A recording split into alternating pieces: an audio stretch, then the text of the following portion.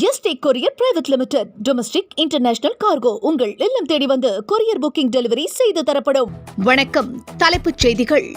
பாகிஸ்தானுக்கு செல்ல வேண்டிய சிந்து நதிநீர் இனி நமது மாநிலங்களுக்கே திருப்பி விடப்படும். மத்திய அமைச்சர் CR பாட்டீல் தகவல். தமிழ்நாட்டை தலகுனிய விடமாட்டேன் என்ற வாசகத்தை தனது எக்ஸ் தளத்தில் தலைப்பாக பதிவிட்ட முதலமைச்சர் MK ஸ்டாலின்.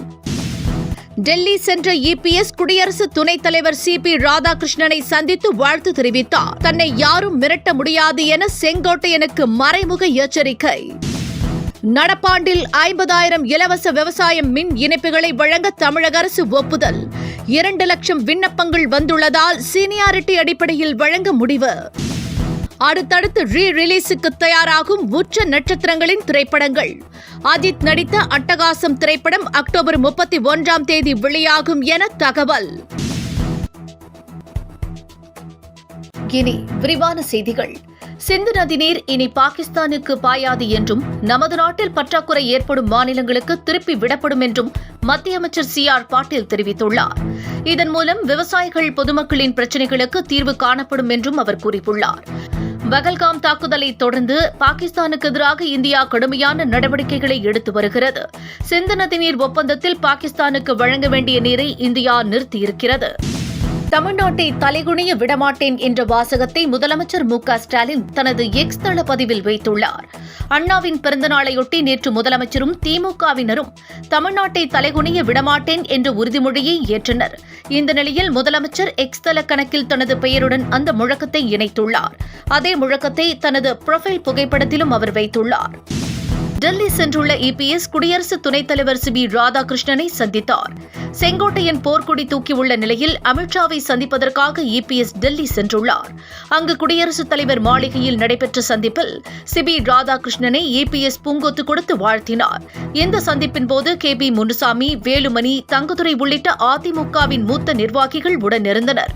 இன்று இரவு EPS-ஐ அமித்ஷா சந்திக்க உள்ளார். தன்னை யாரும் மிரட்ட முடியாது என செங்கோட்டையனுக்கு EPS மறைமுகமாக எச்சரிக்கை விடுத்துள்ளார்.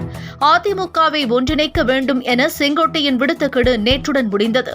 இதுகுறித்து கருத்து தெரிவித்துள்ள EPS ஆட்சி அதிகாரத்தை விட தன்மானமே முக்கியம் என்றும் அதிமுகவிற்கு யார் துரோகம் செய்தாலும் அவர்கள் விலாசமில்லாமல் போய்விடுவார்கள் என்றும் குறிப்பிட்டுள்ளார்.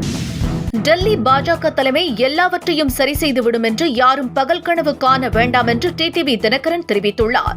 கூட்டணிக்கு அழைத்தாலும் இனி போக மாட்டேன் என்றும் அவர் திட்டவட்டமாக தெரிவித்துள்ளார். விஜயும் தனியாக போட்டியிட்டு வரும் சீமானும் இந்த முறை கூட்டணி அமைக்கும் முயற்சியில் ஈடுபட்டிருப்பதும் தனக்கு தெரியும் என்றும் TTV தினகரன் கூறினார். இதனால் 2026இல் விஜய் கூட்டணிக்கு TTV தினகரன் செல்வாரா என்ற கேள்வியும் எழுந்திருக்கிறது. விஜய் தனது பயண திட்டத்தில் மாற்றம் செய்ய முடிவு செய்துள்ளதாக தகவல்கள் வெளியாகியுள்ளது. கடந்த 13ஆம் தேதி தனது பரப்புரையை விஜய் தொடங்கினார். அவர் திருச்சி, அரியலூர், பெரம்பலூர் மாவட்டங்களில் பேச திட்டமிட்டிருந்தார். ஆனால் 2 மாவட்டங்களை மட்டுமே அவர் கவர் செய்த நிலையில் பெரம்பலூர் செல்லவில்லை. இந்த நிலையில் பரப்புரையில் மாற்றத்தை கொண்டுவர முடிவு செய்துள்ள விஜய் 2 மாவட்டங்களில் மட்டும் பேச திட்டமிட்டுள்ளதாக கூறப்படுகிறது. தமிழக வெற்றிக் கழகத்தை சனிக்கிழமை கட்சி என்று அதிமுகவின் வைகை செல்வன் விமர்சித்துள்ளார். எப்படி IT ஊழியர்கள் வீக்கெண்டில் எங்கேயாவது ஜாலியாக சென்று விடுவார்களோ அதே மாதிரியான வீக்கெண்ட் கட்சியாகத்தான் விஜய் கட்சி இருக்கிறது என்றும் அவர் கூறியுள்ளார். தாவேகா வாரத்தில் ஒரு நாள் மட்டுமே செயல்படும் கட்சி என்றும் அது விரைவிலேயே எண்டு கட்சியாகிவிடும் என்றும் வைகை செல்வன் விமர்சித்துள்ளார்.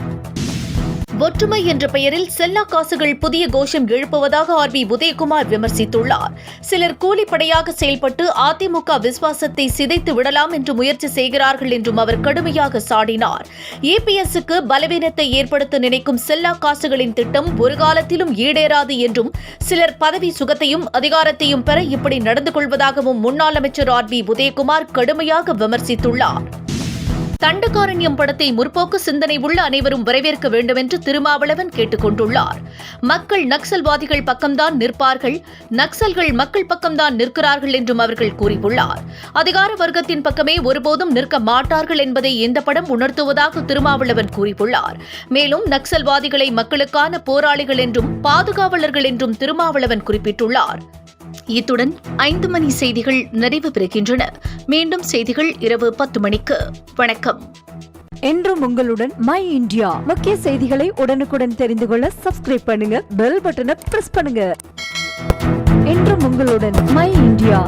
Yesterday courier private limited. Domestic, international cargo உங்கள் இல்லம் தேடி வந்து கொரியர் புக்கிங் டெலிவரி செய்து தரப்படும்.